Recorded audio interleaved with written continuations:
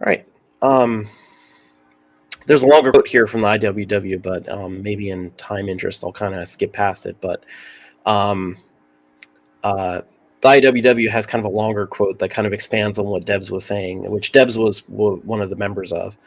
But it, basically saying that there can be no peace as long as there's hunger, right? We have to struggle together against capitalism to create the kind of society that we want to live in. That makes sure that everyone is taken care of, that lives in harmony with the earth. You see, it's this goes back there, right? People were beginning to think of ecological things. And one thing that's kind of striking is this idea at the very end of this quote of forming the structure of the new society within the shell of the old. And so that's something we'll kind of come back to the rest of our history lesson here.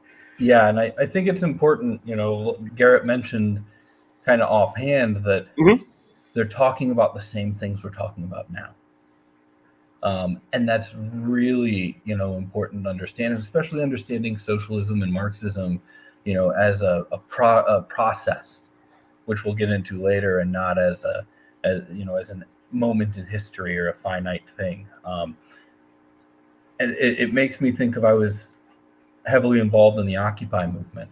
And at the time, my now wife worked at the Lincoln Presidential Library in Springfield, Illinois, when we lived. And she had access to all of their archives, which were the Illinois State Historical Society archives. That means leftist papers from the 1800s, things like that. And Albert Parsons, the Alarm, and he was one of the Haymarket Martyrs. He was the big name in the Haymarket Martyrs. That they have hit the full run of his Alarm, right? And it goes up. It starts and it goes for a few years, and then there's the day they called the meeting at the Haymarket, and that morning, the meeting tonight at Haymarket Square, and then it goes blank for months. Because there was the bombing happened and the massacre happened, and so they got shut down. But so in the course of her digging through all of this stuff, she found a poem from the 1800s called "The 90 and the 9," 99%. And we actually had a member of our student group, the Radical Student Union, read it at an Occupy rally, and we talked about over a century ago. They were talking about the same exact issues. They were talking about them using the same language, right? And obviously, capitalism has ramped up. Things are different. What those issues are and how they manifest in our lives materially is completely different. But the underlying systemic structure was there. It's why you can read Marx today, and it seems like he's critiquing the society we live in, right? Mm-hmm. Yeah, there's a lot of parallels today, I think, with the time that Eugene Debs lived in, and the Gilded Age, and all of the labor organizing that was occurring at the time, and the problems that were happening under capitalism. We're seeing those same sort of effects happen again. And having a good socialist analysis of history is what allows us to understand why have things not changed so much, or maybe more specifically, there's this kind of idea of kind of a golden era in U.S. history, right?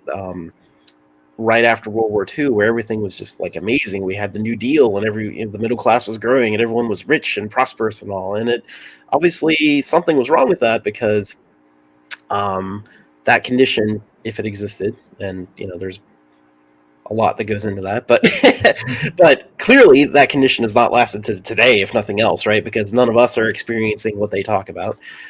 We're dealing with evictions during a pandemic, and lack of food and medicine and all these things. Yeah, and it's important to understand, when you talk about the New Deal and things like that, it's important to understand that it saved capitalism. Yeah. Right? Exactly. We saw Russia fall and the Bolsheviks come to power, in the early 1900s. You've got socialist revolutions going on around the world, and FDR saved capitalism by creating state, programs that would buffer against some of its worst effects. And going back to whether it existed or not, he then selectively applied them. Mm-hmm. Right? So if you weren't already on the verge of the middle class and white, you weren't benefiting from these programs like others, right? And that goes for things like the GI Bill and stuff too. But it's important to understand these watershed moments in these big context of what actually happened was FDR saved capitalism and really kicked off a expansion of capitalism to this global scale and this cultural scale that might not have existed prior to World War II, which required that globalization to develop.